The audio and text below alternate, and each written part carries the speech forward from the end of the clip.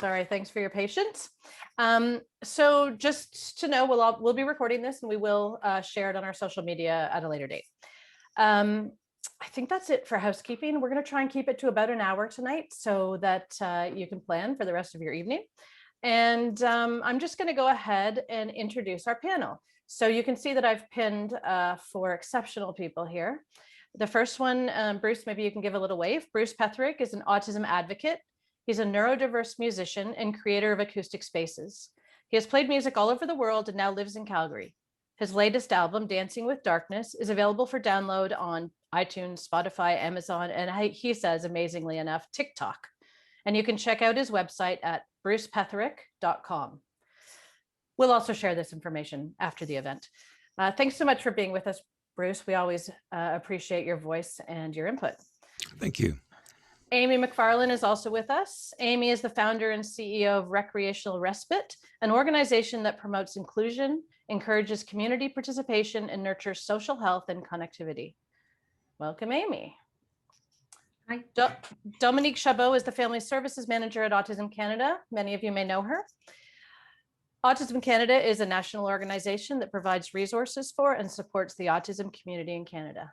Hey, Dominique. Hi. And finally, Pete Bambachi is the founder of the Genwell Project, a human connection movement that strives to bring people together face to face and create more human connection in an ever-increasing disconnected world. Hi, Pete. Hi, Jules. So welcome to all of you, and welcome to everyone who's here to have a listen and ask questions. Our panel has a wide range of experience and understanding, so we hope to be able to cover quite a bit of ground this evening. As I said, we're going to be about an hour, but we've got a pretty structured format to go through. So please do add your questions in the chat and we will get back to you. We're going to discuss how life has changed through the pandemic and then get to some ways we can create more connection in our lives, and especially with people on the spectrum. And we're going to start by chatting a bit about communication and being on the autism spectrum before the pandemic. So I'm going to kick it off with a question for the panel. And the first question I have for them is, what are the largest challenges that someone on the spectrum faced in the pre-pandemic world? And I think this probably, we'll turn this to Dominique and to Bruce. Go ahead, Bruce. Oh, okay. I think there's the two major things is acceptance and supports. I think that's generally has been the problem for almost all autistics, either one of the or both of those things. We all want to be accepted for who we are and how we are different, and we all need support at some level. Mm-hmm. Great. And I think that's probably one of the most common questions that we get for our department is, especially from professionals, how can I how can I help my student or my client, or teachers who want to build an inclusive classroom, or employers who want to build an inclusive work environment. They're always looking for ways to be able to, to include, their students or employees with exceptionalities. And I think the awareness is there, and now it's the acceptance that we need to focus on. And in terms of just communication, what do you think there are barriers to communication between people on the spectrum and people that are not on the spectrum, or that are neurodivergent? Bruce, you want to take this one? Oh, yes, of course. Yes, it's a really easy answer. For some autistics, obviously, communication is a big problem, especially those who have some verbal communication problems. But also those of us who are verbal still have communication problems, mainly interpretation. From my perspective, I find it difficult to understand social cues, especially subtle ones or silent ones, and so that's certainly a struggle for me, understanding what is not said. Right, Gail just mentioned that in the chat as well, that social cues is tricky. So thanks for that. Thanks for that ad there, Gail. Does anyone else want to interject before I ask another question? I was just gonna add to what Dom said about inclusion. I think that's what was missing before the pandemic. It continues to be a challenge, is inclusive opportunities and access to programs and services and opportunities too. Right. Yeah, and I'd throw in, Julie, that, I think, and this is the mission of the GenWell project, is by spending more time with each other, we can become more empathetic and compassionate. That's what spending time tweeting at each other doesn't help solve problems. Spending time with people so we can better understand each other. And so I think, the study or the research I saw is that 1% to 2% of the Canadian population is on the spectrum. There's 98% of the population that can be part of the solution here. And this is the message of the GenWell project, which is, hey, let's find ways to build bridges and connect people, connect communities so that we can better understand, so that Bruce doesn't feel like there isn't an acceptance and there isn't support out there. So we can certainly encourage people to, engage from the autistic side, but we have 98% of the population who can play part of the solution in this as well. Right. Right. And that's why we're here today, because we want to talk about some of the challenges, but we also definitely want to talk about some of the ways that we can reach out as neurodivergent people and also as people that are on the spectrum to create the conversation and create the connection. So I guess prior to the pandemic, were there sort of ways that people communicated how to communicate better? Does that even make sense? No? You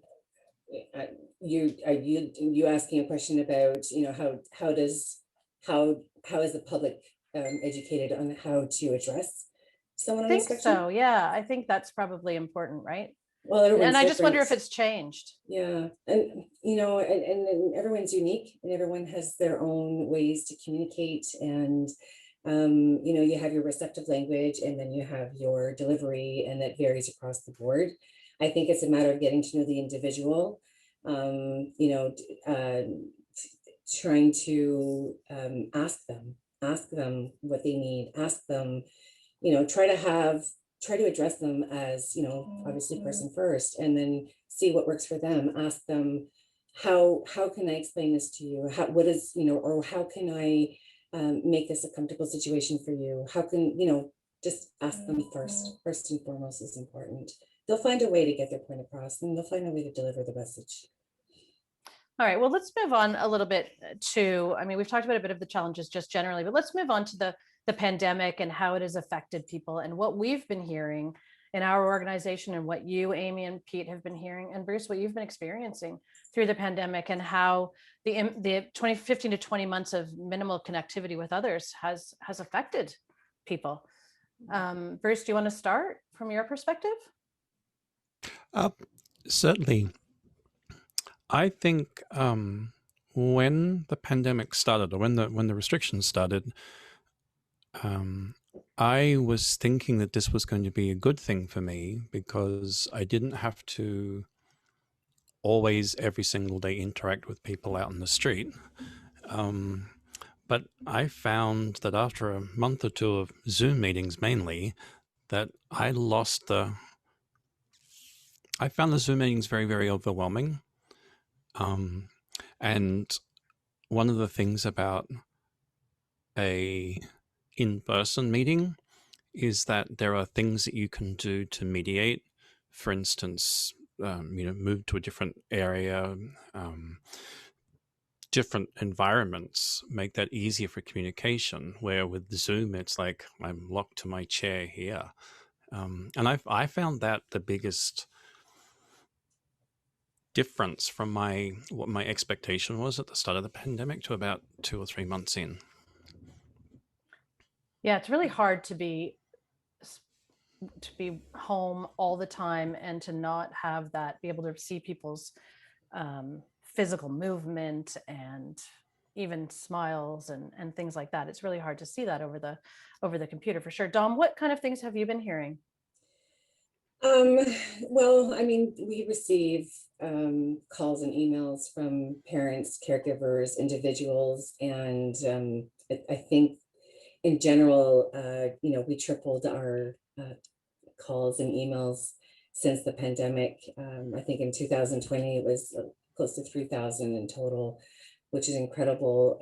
Sadly, the majority of those calls coming in are parents who are concerned, or professionals who were having challenges on how to teach their students over Zoom, and teenagers who needed the structure, that everyday routine to get, to navigate through their day, are all of a sudden isolated and confined. And, there's a stigma out there about autistics, like in their little bubble, and like, they love to live in a little bubble. And that's so untrue. And it's so unfair to assume that, because they need people, they need friendships, they need routines, they need a job, they need, friends. So this is such an important thing, to address, and we have to encourage families and professionals to make sure that, that kept on throughout the pandemic. And it was obviously very, very difficult.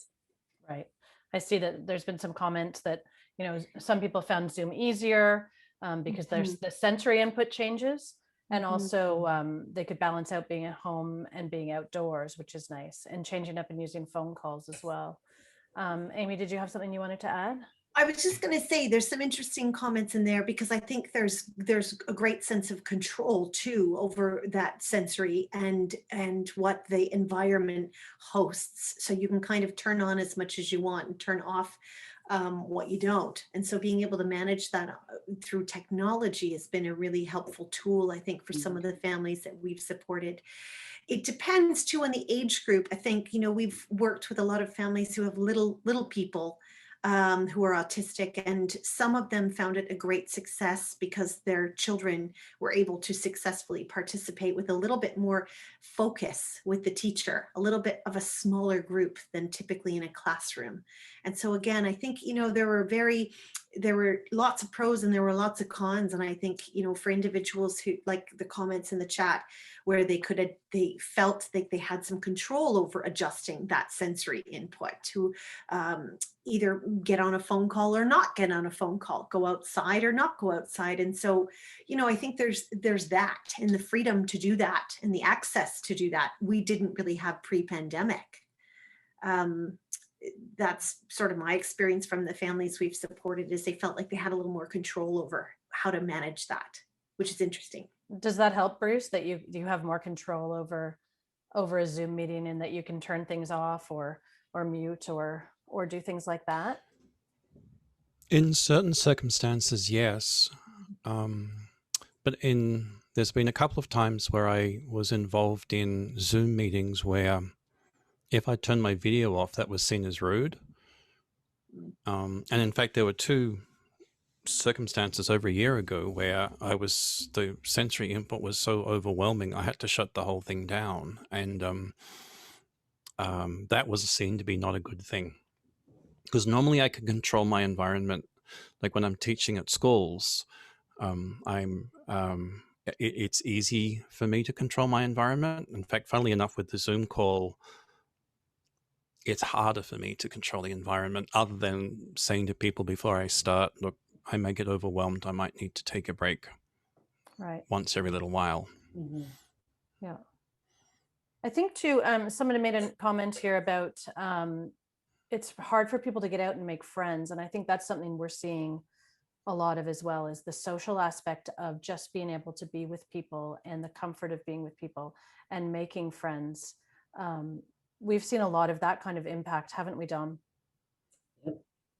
Unfortunately, for example, one email that came through about a month and a half ago, it was an 18-year-old young man out of Alberta who just emailed us. It was random and said, I want a best friend. And that was it.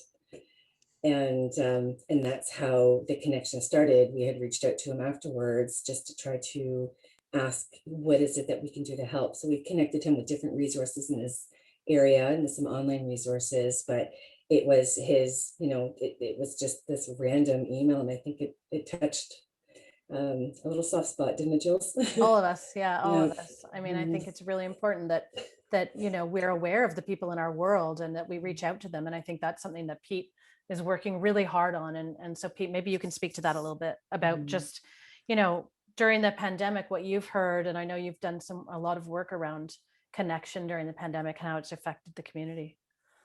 Yeah, well, and I just see Yvonne's comment there. I think the important thing for us all to recognize is that this has been challenging for everybody. You know, these are not normal times, and it's okay not to be okay.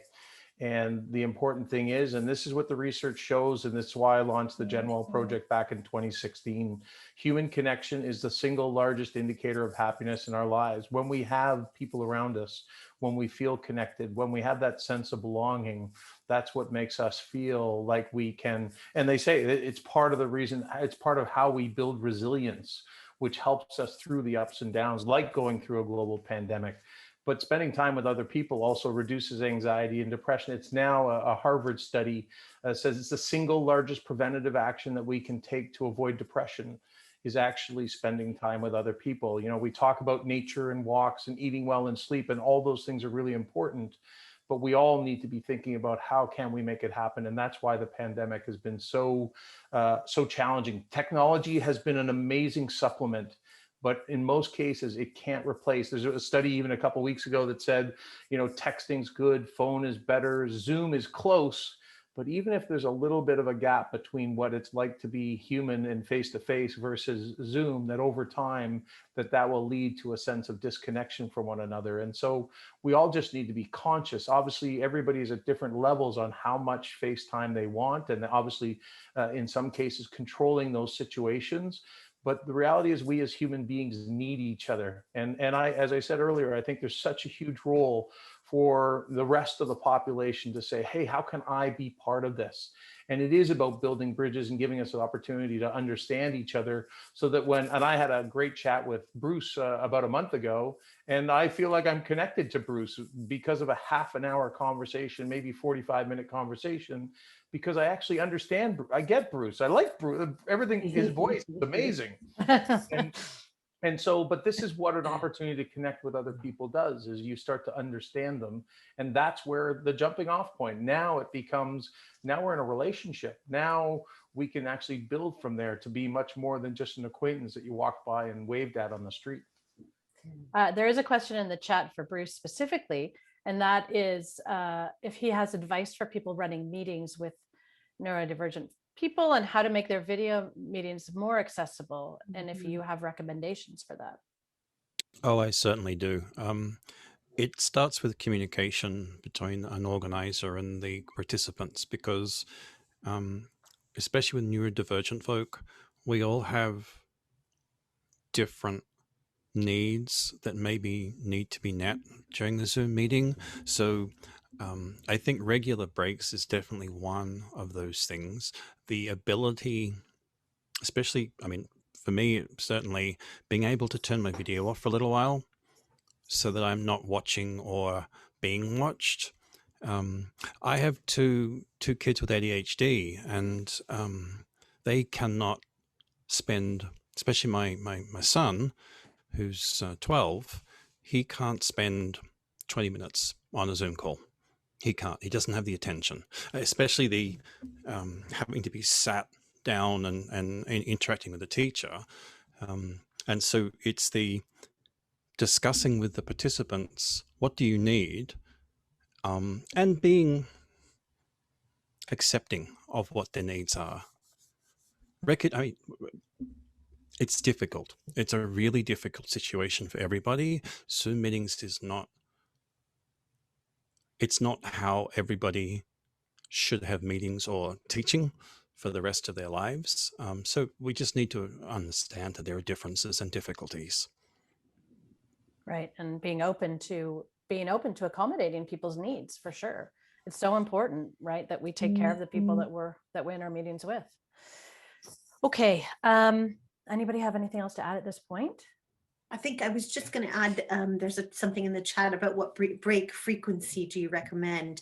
And I think, like Bruce said, I think it's about asking the participants, like, what works for you right at the beginning, even to say, should we break every 10 minutes, or what does that look like? And then you telling us as host of the group or the program what works. And then the organizer being able to implement that and sticking to it and understanding the need for it. And maybe mentioning that if you need to you may need to turn your camera off for a minute or two every once in a while, and that it's just necessary, and that you're still listening and you're still participating. I think those things are really important for sure. No one should see that as rude or offside. It's everyone needs to take a break once in a while. I think that's important. So in terms of some of the questions we're getting in the chat and some of the questions I have here, some people have been talking about getting outside for a walk and about going to Starbucks drive-through, which I love. That's one of my favorite little things, because at least I can see other people while I'm there. But there was also a comment, and now I've lost it, about still sort of through this pandemic having breakdowns and finding it hard to stay at home all the time. And I think that's a universal feeling. I think we're all feeling that way. It's just so difficult. And I empathize with everyone about that. And I think, Daniel, we're going to get to your point in just a second here about the positive aspects of the pandemic. I think that's an important conversation to have as well, before we get into some ideas about how people can connect as we move forward in a sort of semi-pandemic world, as people are becoming vaccinated and and things are opening up. One other thing about the meetings, though, is there an ideal number of participants in a meeting? Because this is so true. When there's a lot of people trying to talk, it can be very confusing, and it can just get really overwhelming. So is there a way that you guys have found to hold a meeting so that you can manage that constant, people wanting to talk or add their 2 cents? Yeah, Amy? I know for some of the groups that we've hosted for children, youth, and adults, we typically keep them pretty small. So maximum 8 people at a time, and that's a large group. So I think that's the same for a meeting too. I think it can be really overwhelming. There's a lot of information coming in, and not everybody has control over their mute buttons, and so there's people talking over other people, and it's hard to follow conversation. So I think for us, that's worked really well. Small groups, anywhere from 3 to 8 maximum at a time. What are you thinking about that, Bruce? What for you? It's a difficult question, and I completely agree with Amy that if I could run every meeting with 4 to 6 people, wouldn't be very happy, but I'd be happier. But that there's a reality that half the Zoom meetings we're talking about are actually classes where we have 20 to 30 kids, and there is no way around that. And the pressure put on the teachers this last 2 school years actually, has been ridiculously immense. And maybe we need to start training teachers for the next 50 years to be well trained as video moderators. I think there's a difference between hosting a meeting for 30 people and running a classroom for 30 people. Most, 99.9% teachers can handle 20 kids quite easily. That's what a teacher does. Handling 20 people on a screen is very difficult, because it's either it's just one person and 19 people being passive, or it's 20 people all having 20 conversations all at once, and changing your backgrounds, and it's all almost chaotic. There is no easy answer to this one in the reality. Right. Okay. Dom or Pete, do you have anything to add here? Bruce did a good job at covering. Okay. I was going to move on to what Daniel had asked, which was, are there any positive aspects that have come out of the pandemic for people on the spectrum? And I'm just going to read something from Robin from Inclusion Yukon, and she said that in her community, the pandemic has allowed a lot of programs to get funding with lower barriers, so people with autism or people on the spectrum don't have to fight as hard to convince the program they are disabled enough, in quotes. I would say that's a huge benefit that I hope continues after things open up. So that's something that in Robin's community has changed. What about, or that is positive? What about in our communities? And if people have things to add in the chat, please do. I'd love to hear in your communities if there are positive things that you've experienced. I think from family support perspective, a lot of calls or emails coming in during the confinement, especially lockdown, families are spending more time together in a a smaller space, more constant. And there has been a lot of questions coming through about spouses thinking that their spouse might be on the spectrum and what would be the process of having them assessed. Same with parents and children, noticing a difference in behavior or maybe having that time, because let's face it, life is busy. Parents to, all parents, you're bringing your kid to school, you need to work, and, you have your day to day, but now all of a sudden all that stops and you're spending all this time with your loved ones, which is fantastic. And that's probably one of the perks of the pandemic is time. But in the same token, we as parents are noticing, behaviors or changes, or maybe, for your teenage kid or your spouse, your partner, that there are certain traits that are surfacing that they feel maybe they need to address. So there was a huge increase in preliminary processes and how to go about getting assessed, certainly during the pandemic. Nice. Okay. Maureen and Nicole have made a comment here that they like joining neurodivergent groups. And Margot has said that she finds it helpful to get her son out to different types of programs, which in the past I might have found too overwhelming with the commuting time and time pressures of getting there in person. Yeah, certainly in the pandemic, it's not as hard to get places, is it? We can get places a lot faster. Bruce, do you have any thoughts on positive aspects of the pandemic and how things have changed over the last several months? I'm extremely happy to hear Robin's comments. I'm extremely happy to hear other people's comments, because I think that's also something I've heard from my fellow autistics of more people joining neurodivergent groups. And I will say that been some of my colleagues have been joining non-autistic groups and finding that they can they're a little more welcome. Interesting. And so that's been excellent news, I think. And I guess it's easier to find groups, and if you're doing them online, if you're comfortable doing a group online, hopefully there's lots of availability for those kinds of groups. I know Amy does run some at her organization, but in terms of the availability of groups out there, have people been able to find groups to join online? And is that something you might continue with post-pandemic, I guess is a question. Yeah, for us, we're definitely continue some of those virtual groups online. We've had some really great response, much to some of the comments in the chat, especially those in rural and remote areas who can't get to a central location for group programming. Also mobility in terms of the spaces that sometimes are used to rent out for programs to host. That's an issue for a lot of people who can't get their mobility because of mobility. So virtual does present a great solution for many people, even over the winter months. We have Canadian harsh winters here. We're not always able to get to those programs in harsh weather. So to be able to do it as an alternative online is a wonderful option for many people too. I love it because for me, it takes away the commuting too. I live in Toronto and I don't want to commute anywhere. So there's definite upside for me to not having, to my kids being able to do the programs online, or to me being able to do programs online as well. And I hope that others find that benefit as well. Yeah.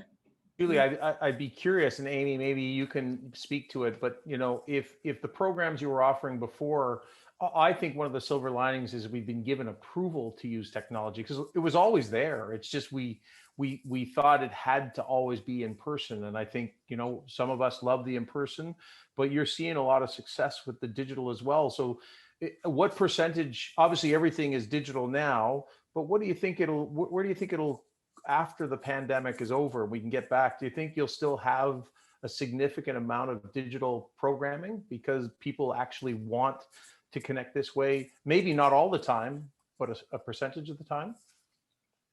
I think for us, absolutely. I think what'll happen is, it's like using our cell phones. We're really into it for a long time, and then sometimes we just have to put it away. And then we end up coming back to it because it's comfortable, it's accessible, it's inclusive, it's easy. And I think that as soon as we can get off the screens, we will. And through the good weather, we'll get outside more. But come the winter, come that really crappy weather where we can't get anywhere, we'll go back to the screen because we know that we can continue to do our group programs that we couldn't if it was in the middle of the winter and you have to get somewhere to get to the program, and you have low attendance because transportation is also an issue too. So that's a big barrier to accessing those programs. So we have an opportunity here to continue to do these virtual programs, and perhaps, more people that were taking them won't take them on as often, but they'll come back to them every once in a while because now they're available to do so. So, it'll be a good mix. And somebody just mentioned hybrid workspaces. It's interesting because we just developed a bunch of hybrid programs. So some of it is online and some of it is in the community. And so there's this interesting space and shift now where we have some programs available in both these spaces. Right. And I hope that for people that like to be in the office and, somebody had said that they love how it will be impacted in the fall if they want to continue working virtually. I really hope that organizations are realizing that this works and that people can do it and that maybe it'll allow that flexibility. Bruce, I know you put your hand up, so over to you. Yeah, I just wanted to maybe emphasize what you've just said, that I think probably the best thing from the pandemic from the world's perspective has forced so many organizations to rethink how they do things. So reflecting, my wife works for the government as a social worker. Her office has been working remotely for 18 months and they're all going, well, actually, we can do this for the rest of our time. They still have to contact their clients, but in fact, they don't have to be in the office. And the music industry has been fundamentally changed for the better because people have had to rethink how you deliver music to people over the last 18 months. And we all say, okay, streaming, blah, blah, blah, blah, blah. But it's also made smaller video concerts as a thing. More collaboration is happening with smaller groups over the video. It's restricted classical music, for instance, just thinking of itself as being a concert hall is the only place you can see classical music. And the pandemic's forced that change of delivery for music. It's changing it for theater. It's changing it for education. And that's just the areas I work in. I think that is a wonderful, good thing. I wish we didn't have to go through the negative things about the pandemic, of course. Well, and absolutely, going to the theater or going to a live performance somewhere could be super overwhelming, as can going into a school for someone on the spectrum. So I think having those options is really important. I'm just looking at some of the comments here, but yeah, remote social work allows all communication forms to participate, which is true. Gail, one-on-one meetings with a social worker, that's great that you can do that twice a week. Pete, do you have anything to add there? Well, it's actually, when I look at the comments, it's amazing to see how many people have embraced digital technology. We've all had to do it because you didn't really have much of an option. But I'd almost want to ask people, what percentage, if you had the option, and obviously there's a broad spectrum, is I hope that people don't think that digital technology can replace human interaction. I think Bruce said it earlier. At the end of the day, we can do this. Digital technology should be used as a supplement to human interaction. What the split is may vary, but we do need to see people face to face, because we get 90% of our language comes out of body and emotions and different things that we see when we're face to face. It becomes much more difficult through digital technology. So I just want to make sure that we see the balance there, and because we can certainly embrace this, but I still think we need to recognize, all the benefits that come from even physical touch, hugs and fist bumps and high fives and all those wonderful things. So I'm curious what people's response would be to what their right balance would be on the other side of the pandemic. I know that I appreciate being able to see people other than my family all the time. I love my family. I do, but it's nice to interact with other people as well. And I'm looking forward to that. But I do appreciate that there's some value in what we've learned here, by using Zoom and other methods to communicate. So I think yeah, absolutely. So let's talk a little bit about, because we're moving through this, but let's talk a little bit about what we're thinking about post-pandemic. We've sort of started by talking about hybrid, and that having a little bit of both works. But do you think that we're going to just, snap back? I read something the other day about kids going back to school, and it was basically like, pull up your bootstraps, you better get back in there and, get on it. And I just feel like that is the wrong way to be. Well, this is my personal opinion, wrong way to be looking at things for as we move forward into opening up. And I'm just wondering what people's thoughts are on that. And yeah, just from the comments, Barry commented that his daughter had difficulty finishing the school year this year, as did both my boys. Barry, I empathize with you there. My youngest is on the spectrum, and he really struggled. It was really hard for him to be online. He couldn't do it. And part of that, goes back to what we were talking about before, which was a lot of kids in a classroom. And there was just so much happening for him that he couldn't focus. So yeah, I understand it was so hard. And yes, Gail, good for you to see your mother every Saturday. I'm sure she loves that, and I'm sure you do as well. I know I haven't seen my parents much, and I sure am looking forward to that.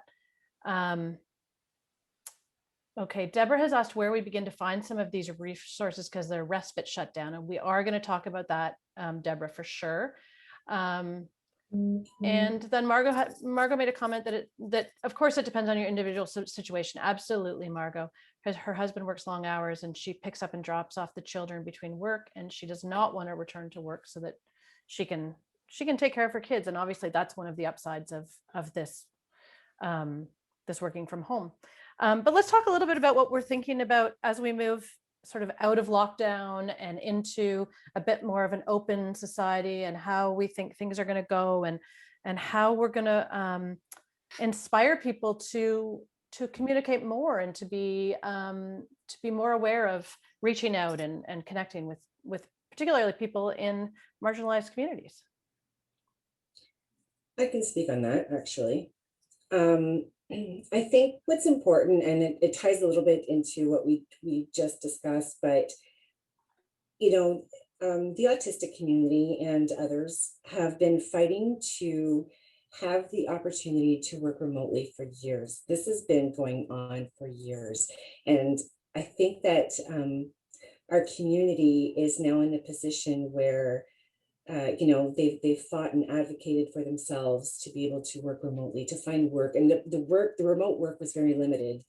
And it's almost like as soon as the pandemic hit, boom, it was standard across the board. Everything was remote.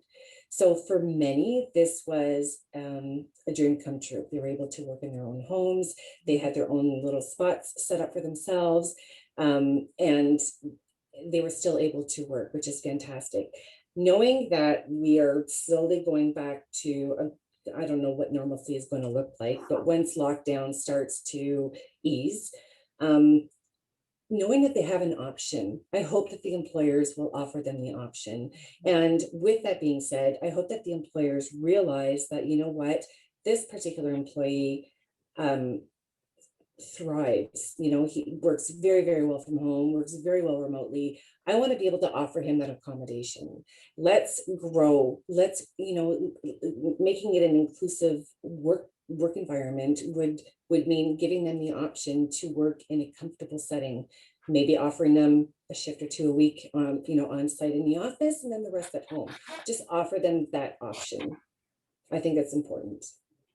Right. Sorry, I had to throw that in there. No, one of the things I was thinking was I love that we can work from home, but I think the other question is, how do we prevent the isolation that's happening? What do we do as a community to give people the accommodations they need, but also ensure that we're not getting those we don't want to hear emails from people that say they want a friend. We want people to be able to do that. We want them to be able to go out into the community and meet people. And so I guess yes, work from home is a gift in some ways, but what do we do to prevent this social isolation that's happening? Options and resources, being more flexible, organizations offering not only on-site support, but remote support, virtual support, letting the individual choose what is best, what's conducive to their routines, to their environments, to their location, to their transportation, to their day-to-day, being able to have that option. I'm sure the others will have something to add to that. Yep. Anyone else want to chime in there? I think that's the great advantage, though, of us coming through this pandemic, is that we now know that we have capacity to make that happen. So now there's a choice. Before there was no choice, and so whether it's an employer or whether it's a service organization or an individual themselves, they now can make the choice of whether or not they want to be in person or in a workplace or work from home. And so, yeah, it really comes down to whether or not that employer is able to make that choice available to that individual, and or service organizations can create both spaces effectively. And I think that's really important. But we have choice now. We didn't before the pandemic. So there's some really good things that came out of that. It gives us a little more choice. Right. I think we have to be a little careful. Sorry. No, go ahead. No, go ahead, Bruce. I didn't. Sorry.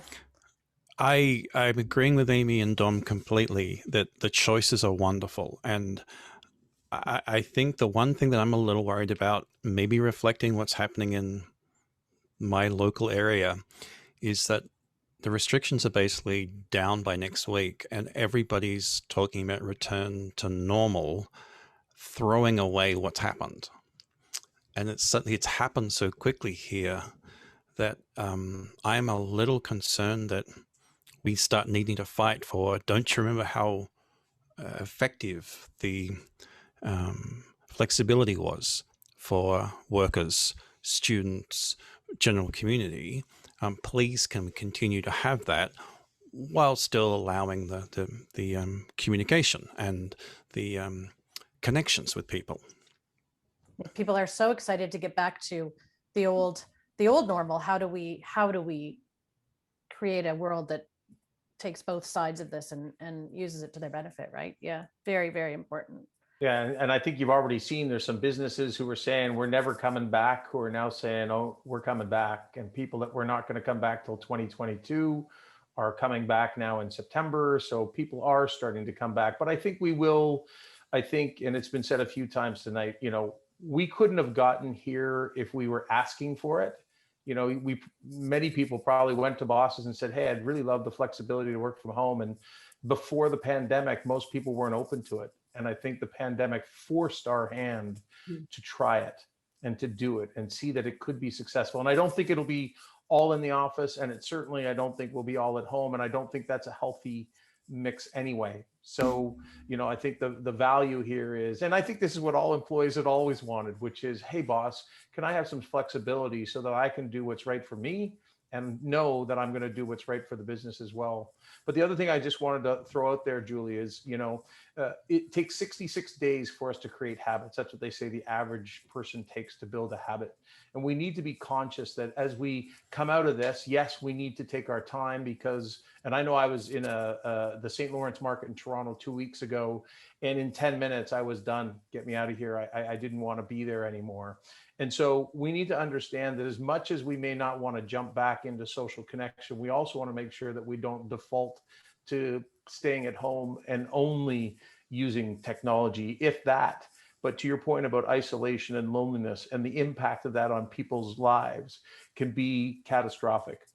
And so we just need to make sure that we're making these conscious decisions. If it's a conscious decision to stay at home and be on Skype or whatever you're going to use, that's awesome. When you start to see that it's because you're trying to keep yourself away from other people, that's when hopefully either A, you can pick up the phone or, call somebody, or hopefully somebody in your life will recognize that maybe you're usually more social than this, and that we might pick up the phone and call you just to check in and say, hey, how are you doing? Because I know as we all come out of there, as we all come out of this pandemic, we need to be kind, gentle to each other, and to be open to say, hey, maybe I can help you. Can you help me? Do you want to have a coffee? Let's start off slowly and see where we end up. And I think that's so important. I quickly want to read, Robin made another comment about expecting people to leap from isolating in their home to going out and being surrounded by people would be jarring for everyone, like your experience at the market, Pete. For sure. I don't want to be in crowded spaces either. I hope there are opportunities to have people visit their homes or make other accommodations to help transition people back into physical socialization. And that is so important. There's been a lot of fear over the last several months, and I think that's driven a lot of the way people are responding, obviously. And as a group, I wonder, how can we, as the 40 people on this call or however many people there are, how can we help people who are not on the autism spectrum? How can we help them and advise them to reach out and to create connection and to support people who are on the spectrum? I think that's really important as well in terms of creating acceptance, which is something that we are working really hard on at Autism Canada, making sure that everyone is accepted and everyone is looked after and supported. How do we create those opportunities to reach out and connect with people and make sure that isolation, whether you're working from home or not, is not happening to people? Is that you? That's you. Yeah. Sorry. Mhm. I figured that one might be for me. Here's what I'll say is this is the entire mission of the GenWell project, which is in addition to educating people about the importance of social connection to our health, our happiness, our longevity, and our success. We want to help empower people by giving them ideas, suggestions, tips, and tools. And you guys were a partner of the GenWell project. So we want to share the message with the broader community, all Canadians, 36 million Canadians. Hey, look for people of all marginalized communities and say, hey, how can we connect with those people? We want to tell stories, do interviews with people that are autistic so that we can share their message. And I will do an interview with Bruce for the GenWell project at some point, because Bruce is so well spoken, so articulate, and if you get an opportunity to understand and hear his concerns and hear the challenges that he faces, now you can go, oh, I think I could actually do something to help that person. So I think it's telling it through the story, through the lens of a story, so that people can understand each other. And at this point, I know that Autism Canada has done everything that they can to spread the message, but I think it's everybody needs to be part of this solution as we come back. And I do believe there's a lot of purpose. People are desiring purpose in their life right now. I think we got to the point of the pandemic where we realized that everything that many of us had been working all these long hours, it really meant nothing. What meant something to us as we got to the pandemic was the people that we love, the people we connected with. And so I think a lot of people are looking for greater purpose in their life coming out the other side of this. At least I hope that we don't forget it and rush back to the old way. And I think one of the greatest things might be opening up our eyes to the people that stand right beside us or all around us, whether it's at the workplace, in our communities, on our streets, in our homes, that we can all be part of solving the bigger challenges of life, which is, everybody, we are in this together. It takes a village to do much more than raise a kid. It takes a village to live a life and actually bring this world forward through a global pandemic and beyond. Amy, did you have anything you wanted to add? Thank you, Pete. I just saw, a couple of the comments in the chat there while Pete was talking about having more events like this. And I think you're right. I think it has to be, as a disability studies scholar, also as a parent of an individual who I've struggled with the school system with respect to his learning strategies, my son who's now in grade 10. And I think, having more events like this is really important to be able to talk about but always making sure that, you know, nothing about us without us, and autistic people actually being the ones to say, this is what I need, this is what we need to do better. That's really important. And yes, more events like this where we can talk about a variety of things and challenges and barriers and ways to overcome. Because I do think that some human connection, you know, we all feel that differently. I know it's important to see people face to face, but we all have different kinds of connections with individuals. You know, some of us like to hug. And I know my cousin who's autistic does not like to hug. So for her, you know, virtual is really great. It gives her some space. And so I think we have to be cognizant of what it looks like for individuals. What does it look like for you looks different than what it looks like for me. And so, you know, the main message is, yes, be kind, be gentle, be patient, and listen to what people are saying about what they need, and then move from there. I think is probably the best thing we can do to make this effective going forward with the changes. Thank you, Amy. Mm-hmm. Bruce, do you have anything to add there? No, I think Amy certainly has covered some really good points and all that. Listening, I want the world to listen to me, and I want to listen to the world. And I need to mediate how the world interacts with me, and the world needs to mediate how I interact with the world. Great, thank you, Dom. And beautifully said, by the way. Yeah, it's like a poem. It's beautiful. I am a mom of 2 children on the spectrum. One's a teenager and one's almost 9, and a husband who's recently diagnosed. And sometimes I feel like I'm the odd man out, and listening to our community and helping as best I can, you know, watching the comments, learning more a little bit at a time about, you know, what our community needs, what, you know, how we can better help, also gives me this, it's, you know, it helps me. It helps me as a person, as a mom, as a spouse, you know, to be better as best as I can.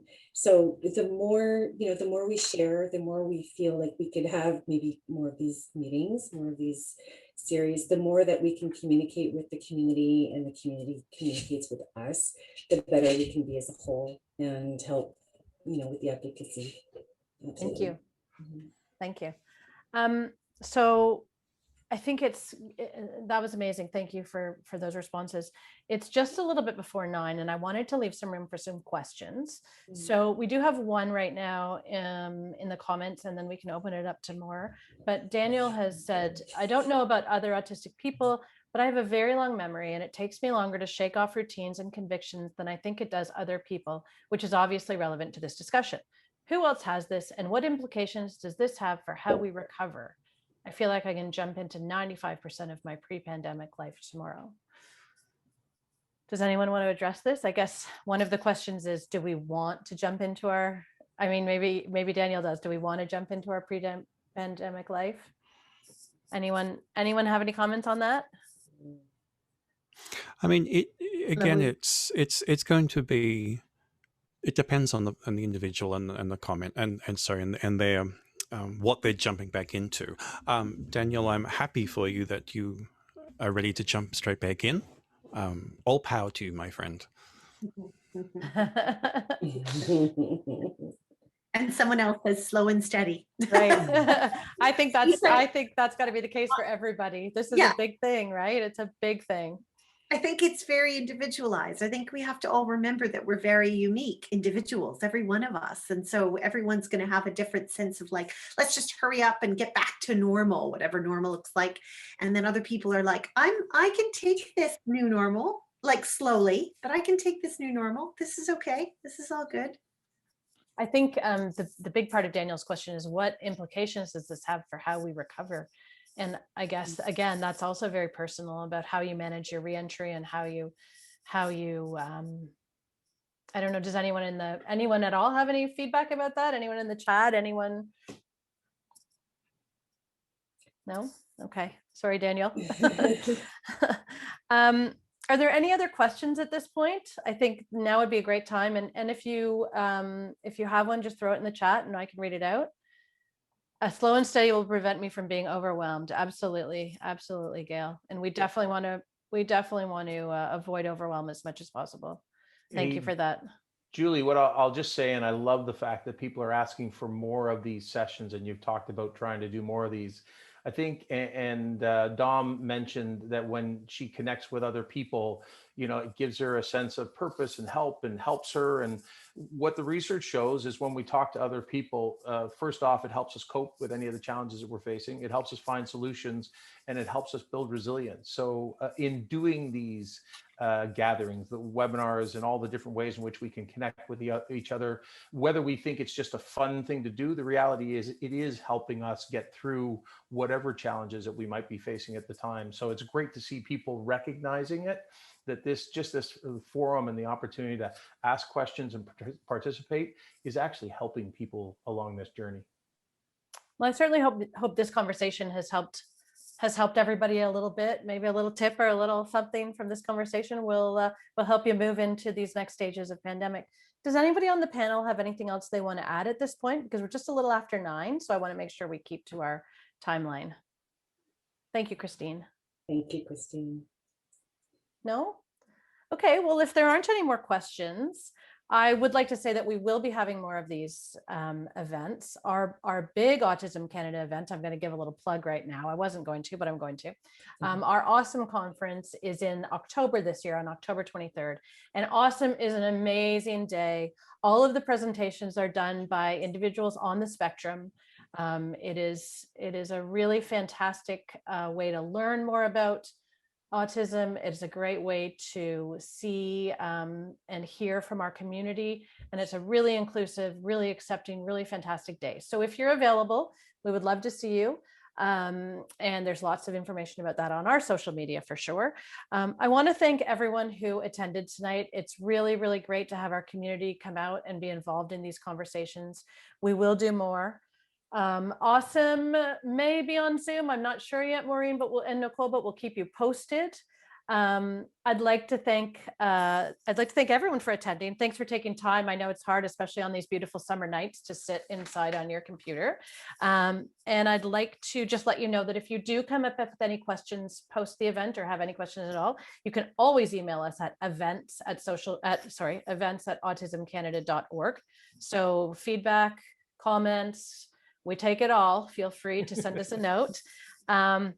And I think just before we end, I'd love for the panel to talk a little bit about where you can connect with them, if you'd like to connect with them or see more about what they're doing. So Pete, do you want to kick us off here?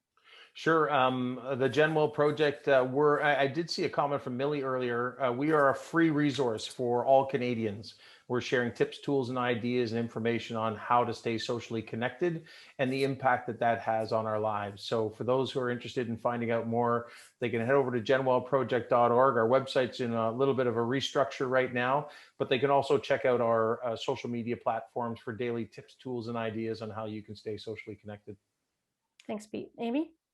Yes, so more about recreational respite.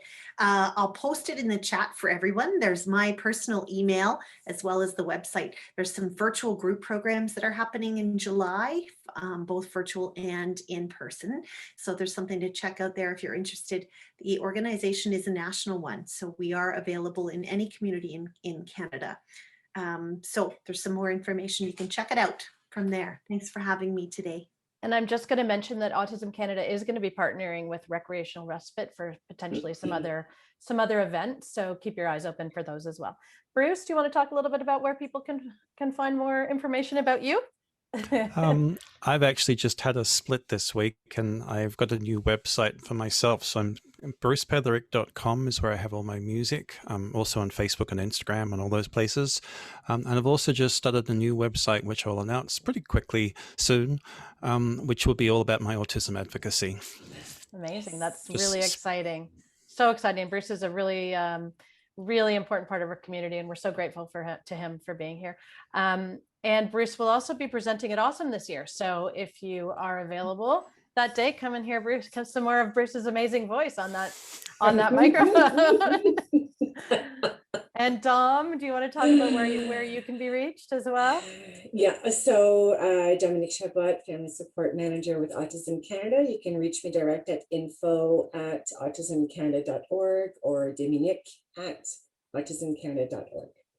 And Dom is at the end of the phone whenever you call to answer your questions and support you and provide you with resources. Please reach out. That's what we're here for. So thanks so much to our panel. Thanks to everyone for attending, and we will look forward to hopefully seeing you all at our next event. Have a great night, everybody. Thank you so much. Thank Thanks, you. Julie. Thank you. Bye, everybody. Bye. Yeah.